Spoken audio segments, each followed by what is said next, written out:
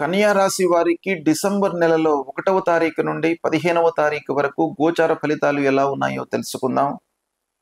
ఈ పక్షంలో సూర్యుడి యొక్క అనుకూలత ఉంది, అంగారకుడి యొక్క అనుకూలత ఉంది, బుధుడి యొక్క అనుకూలత ఉంది. గురువు ఏకాదశ స్థానంలోకి 5వ తారీఖు వరకు ఉన్నాడు. 5వ తారీఖు తర్వాత దశమ స్థానంలోకి వస్తున్నాడు, అంటే కర్మస్థానంలోకి ప్రవేశిస్తున్నాడు.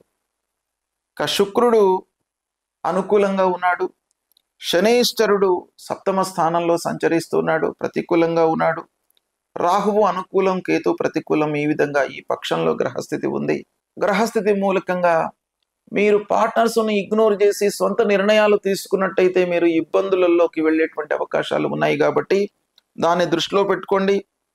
వాక్చాతుర్యంతో మీకు పనులు నెరవేరుతాయి, అంటే మాట పలుకుబడి మీకు సమాజంలో బాగా ఉపయోగపడుతుంది. ఈ పక్షం లోపల మీరు కొంత మాటకు, మీ స్థితికి ప్రాధాన్యత ఇచ్చి మీకు స్నేహితుల మూలకంగా కూడాను మీకు చాలా అనుకూలమైనటువంటి సమయంగా ఈ పక్షము ఉంది.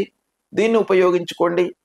ఇకపోతే ఓవరాల్గా మనం చూసినట్టయితే శని, గురువు ఈ రెండు ప్రధానమైనటువంటి గ్రహాల యొక్క స్థితి ప్రతికూలంగా ఉంది. కాబట్టి దైవ దర్శనాన్ని చేసుకోండి, సద్గురువులను సందర్శించుకోండి, దక్షిణామూర్తి స్తోత్ర పారాయణం చేయండి, హనుమాన్ చాలీసా పారాయణం చేసుకోండి.